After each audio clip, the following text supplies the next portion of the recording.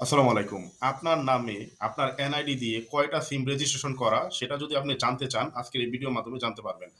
এমনকি আপনি যদি আপনার কিছু সিম হারিয়ে ফেলেন, সেগুলো আপনার এনআইডি কার্ড দিয়ে রেজিস্ট্রেশন করা, এগুলো যদি বন্ধও করতে চান, কিভাবে করবেন এই ভিডিওতে জানিয়ে দেব। আপনার নামে কয়টি সিম রেজিস্ট্রেশন করা আছে এটা জানতে হলে প্রথমত আপনি আপনার মোবাইলের ডায়াল অপশনে গিয়ে *16001# ডায়াল করুন। তারপর আপনার এনআইডি কার্ডের লাস্টের ৪ টা ডিজিট দিন। দেওয়ার পরে সঙ্গে, সঙ্গে একটা এসএমএস আসবে যে অপারেটরে পাঠাবেন সেই অপারেটর থেকে।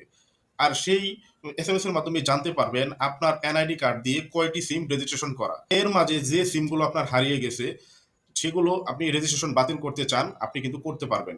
এগুলো রেজিস্ট্রেশন বাতিল করার জন্য আপনার কাস্টমার কেয়ারে যেতে হবে। কাস্টমার কেয়ারে অবশ্যই আপনার এনআইডি কার্ডটা নিয়ে যাবেন।